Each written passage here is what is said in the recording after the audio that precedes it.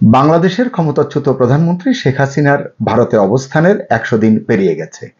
একইভাবে দেশে ডক্টর মোহাম্মদ ইউনূসের ক্ষমতায় আরোহণের ১০০ দিন পূর্ণ হয়েছে। ভারতে কেমন আছেন শেখ হাসিনা, রাষ্ট্র ক্ষমতায় কেমন করছেন ডক্টর ইউনূস, এই দুটো বিষয় নিয়ে আজকে সংক্ষিপ্ত আলোচনা করতে চাই। জানা গেছে ভারতে Z++ নিরাপত্তা পাচ্ছেন শেখ হাসিনা। এটা ভিভিআইপিদের জন্য ভারতের সর্বোচ্চ নিরাপত্তা ক্যাটাগরি। সাদা পোশাকের নিরাপত্তারক্ষীরা তাকে নিরাপত্তা দিচ্ছেন, নিরাপত্তায় কাজ করছেন। গোপনীয়তাকেই শেখ হাসিনার ক্ষেত্রে নিরাপত্তার অন্যতম প্রধান কৌশল হিসেবে অনুসরণ করছে নিরাপত্তারক্ষীরা। জানা গেছে তার প্রকাশ্য মুভমেন্টস খুবই সীমিত। এই যে শুনছি লোদি পার্কে তিনি হাঁটাহাঁটি করছেন, এটি নিছক গুজব বলেই জানাচ্ছে ভারতের বিভিন্ন কর্তৃপক্ষ। তবে তার পুরনো শুভাকাঙ্ক্ষীদের কেউ কেউ মাঝে মধ্যে তার সঙ্গে দেখা করেন। মেয়ে পুতুল এবং ছেলে জয়, এদের সঙ্গে প্রায় প্রতিদিনই তার যোগাযোগ হয়। এছাড়া নিউজ চ্যানেল, সংবাদপত্র এবং ইন্টারনেটে শেখ হাসিনার অ্যাক্সেস রয়েছে। নিরাপত্তার জায়গা থেকে বলা হচ্ছে এটি তাদের যে ভিভিআইপি অতিথি, তাকে মানসিকভাবে চাঙ্গা রাখবার জন্যই এমনটি করা হচ্ছে। গত ১০০ দিনে শেখ হাসিনার একাধিক অডিও ভাইরাল হয়েছে বাংলাদেশে, অর্থাৎ সোশ্যাল মিডিয়াতে যেগুলো আমরা শুনেছি। এগুলো কি সত্যিই হাসিনার কণ্ঠস্বর নাকি এআই দিয়ে বানানো, সেই প্রশ্ন এখনো অমীমাংসিত। ভারতও এই নিয়ে কিছু বলছে না, ইউনূস সরকারও এটি নিয়ে স্পষ্ট করে কিছু বলছে না। তবে ফাঁস হওয়া অডিওগুলো তার দলের নেতাকর্মীদের মনোবল চাঙ্গা রাখতে ভূমিকা রাখছে বলে অনেকে মনে করেন, যদিও এই অডিও নিয়ে অনেক ধরনের নেতিবাচক প্রচারণাও রয়েছে। প্রশ্ন উঠেছে, শেখ হাসিনা কি খুব শিগগিরই দেশে ফিরবেন, ফিরতে পারবেন, ফিরে কি তিনি দলের হাল ধরবেন? এই প্রশ্নগুলো উঠছে। আমার ধারণা এটা একটা কষ্ট কল্পনা, মানে এটি দূরতম কল্পনা যদি বলি। এর অন্যতম কারণ শেখ হাসিনার বয়স। গত 15.5 বছরে তার কৃতকর্ম, অর্থাৎ ক্ষমতায় থেকে তিনি যা করেছেন এবং তার দলের বর্তমান ছত্রভঙ্গ দশা, এগুলো বিবেচনায় নিলে এটিকে আমার কষ্ট কল্পনা বলেই মনে হয়।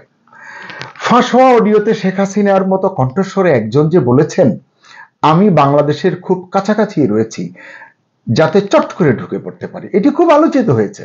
কিন্তু এটি নিয়ে অনেকে অনেক কথা বলছেন। আমার ধারণা এগুলো ডক্টর ইউনূসের সরকারকে বিচলিত করার জন্য এবং নেতাকর্মীদের চাঙ্গা করার জন্যই করা হয়েছে। যারাই করেছে সুকৌশলে কাজটি করেছে।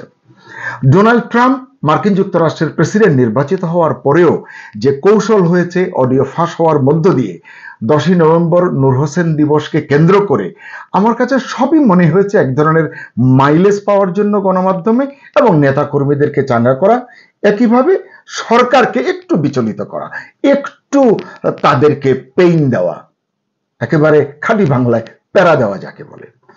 যাই হোক, এবার যদি একটু দেখি যে এই যে ১০০ দিন পার করলেন ডক্টর মোহাম্মদ ইউনূস, তার এই ১০০ দিন কি করেছেন তিনি? তার বিরুদ্ধ মতের লোকেরা যতই বলুক, ডক্টর ইউনূস এই দিনটির অপেক্ষায় অনেক বছর ধরে অপেক্ষা করেছেন, অর্থাৎ ক্ষমতায় আসীন হবার। তারা বলছেন দল গড়তে গিয়েও তিনি পিছু হটেছিলেন, তখন চেষ্টা করেছেন, পারেননি, তবে তিনি আশা ছাড়েননি, এমনটি তারা বলছেন। মাঝখানে আমরা দেখেছি তার জেলে যাবার পরিস্থিতি হয়েছিল শেখ হাসিনার শাসনামলে। যাই হোক, সে পরিস্থিতি উতরে শেষ পর্যন্ত ছাত্র আন্দোলনের শীর্ষ নেতাদের অনুরোধে জেলখানার বদলে বঙ্গভবনে গিয়ে প্রধান উপদেষ্টা হিসেবে শপথ নিয়েছেন ডক্টর ইউনূস। এবং যে হাসিনা তাকে জেলে ঢোকাতে চেয়েছিলেন, সরাসরি তার চেয়ারে গিয়েই বসলেন ডক্টর ইউনূস। আর ক্ষমতার কথা কি বলবো, নিঃসন্দেহে তিনি শেখ হাসিনার চেয়ে অনেক অনেক শক্তিশালী সরকার প্রধান। তিনি ক্ষমতায় এসেছেন জন আকাঙ্ক্ষার অভিপ্রায় নিয়ে। মানুষ চেয়েছে, ছাত্ররা চেয়েছে, জনতা চেয়েছে, সবাই এক বাক্যে তাকে মেনে নিয়েছে। যেখানে শেখ হাসিনা বলা চলে 2014 থেকে 24 পর্যন্ত ক্ষমতায় ছিলেন অনেকটা জোর করে, নাটক করে, প্রতারণা করে, কৌশল করে। জনমানুষের বিশাল প্রত্যাশা কাঁধে নিয়ে ডক্টর মোহাম্মদ ইউনূস দায়িত্বভার গ্রহণ করেছেন। এই যে জনমানুষের প্রত্যাশা, এটি কিন্তু এখনো আছে। পথ হারানো বাংলাদেশকে পথে ফেরানোর প্রতিশ্রুতি দিয়ে ক্ষমতায় এসেছেন ডক্টর মোহাম্মদ ইউনূস, অবশ্য যা এখনো পূর্ণতা পায়নি বলেই অনেকে মনে করছেন। বাংলাদেশের অর্থনীতি পুনর্গঠন, রাজনীতিকে সঠিক ট্র্যাকে ফেরানো, ধ্বংসপ্রাপ্ত নির্বাচনী ব্যবস্থা ঠিক করা সহ অন্যান্য প্রতিষ্ঠানগুলো সুসংগঠিত করা, যেগুলো নষ্ট হয়ে গিয়েছিল, মানুষের জীবনমান উন্নয়ন, প্রয়োজনীয় সংস্কার সহ অসংখ্য জনপ্রত্যাশা ছিল তাকে ঘিরে। তিনি শুরুও করেছিলেন চমৎকারভাবে।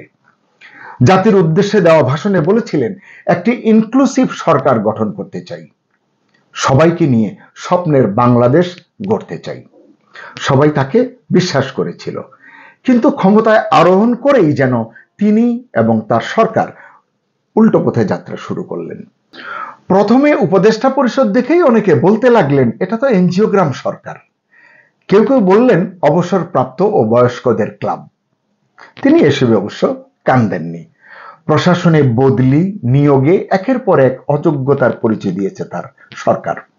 স্বজনপ্রীতির অভিযোগও উঠেছে তার বিরুদ্ধে।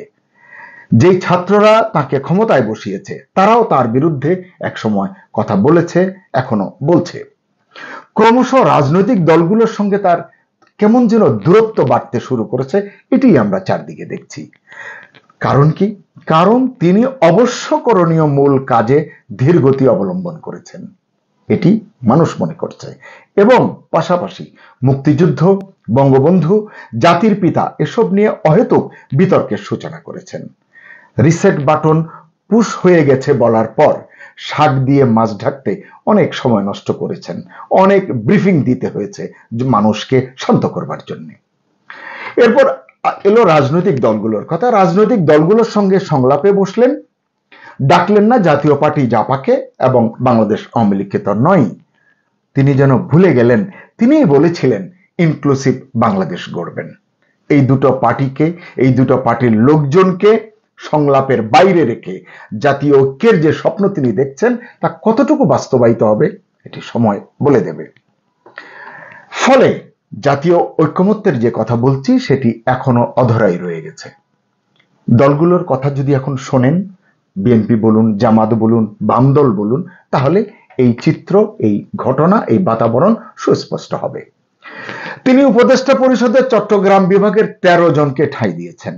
বেমালুম ভুলে গেছেন রাজশাহী, রংপুর বিভাগ সহ অনেক জেলাকে। অভিযোগ উঠেছে আওয়ামী লীগের দোসর হিসেবে অভিযুক্ত কেউ কেউ ঠাঁই পেয়েছেন উপদেষ্টা পরিষদে। এটা নিয়ে ছাত্রদের হুমকি এবং আলটিমেটামের মুখে রয়েছেন তিনি। ছাত্র জনতার আন্দোলনে নিহত আহতদের জন্য দেওয়া প্রতিশ্রুতি পূরণের জন্য তার যে কমিটমেন্ট ছিল, তার চেয়ে বরং তার মনোযোগ অন্য এমন অনেক জায়গায় দেখা গেছে বা যাচ্ছে, যা এদেশের মানুষের মধ্যে কেবল বিভক্তি বাড়িয়ে চলেছে। রাজনৈতিক দলগুলোর কর্মসূচি পরিপালনের দিকে যদি আমরা তাকাই, কোনো কোনো দলের কর্মসূচির ক্ষেত্রে পুলিশ বাহিনী বা আইন শৃঙ্খলা রক্ষাকারী বাহিনী বাধা দিতে শুরু করেছে, যেমনটা শেখ হাসিনার আমলে প্রতিপক্ষ রাজনৈতিক দলের সঙ্গে করা হতো।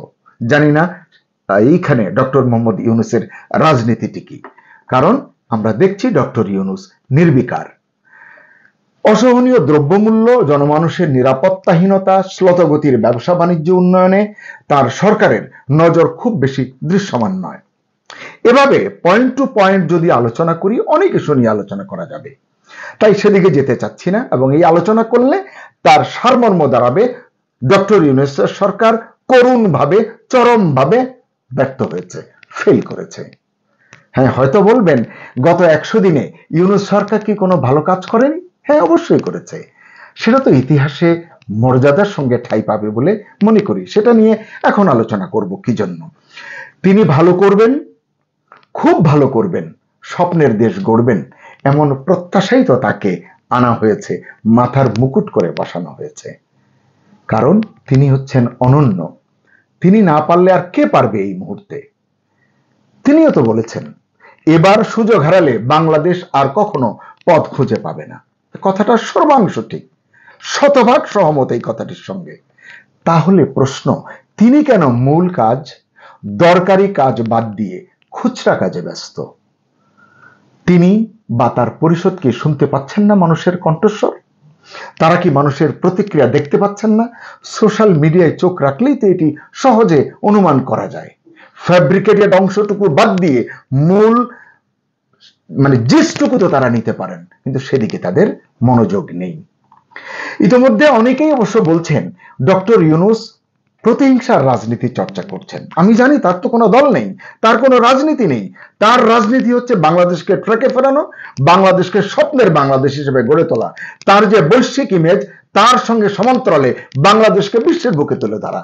কিন্তু তার বদলে তার উপদেষ্টাদের কাজে ও আচরণে মানুষ হয়তো এমনটা ভাবছে। এটি আমার ব্যক্তিগত বিশ্লেষণ। তার অসাধারণ একটা গুণের কথা বলে শেষ করব। ডক্টর ইউনূসের সেই অসাধারণ অতুলনীয় গুণটি হলো নীরবতা, কথা কম বলা। এটা খুবই ভালো। হাসিনার মতো সবকিছুতেই তিনি নাক গলান না, এটা খুব ভালো অভ্যাস। কিন্তু তিনি যতই কম বলুন না কেন, মানুষ একবার বলতে শুরু করলে কোথায় গিয়ে এর শেষ হবে তা এখনই ভাবতে অনুরোধ করব ডক্টর মোহাম্মদ ইউনূসকে। দর্শক, আপনাদের প্রত্যেককে ধন্যবাদ।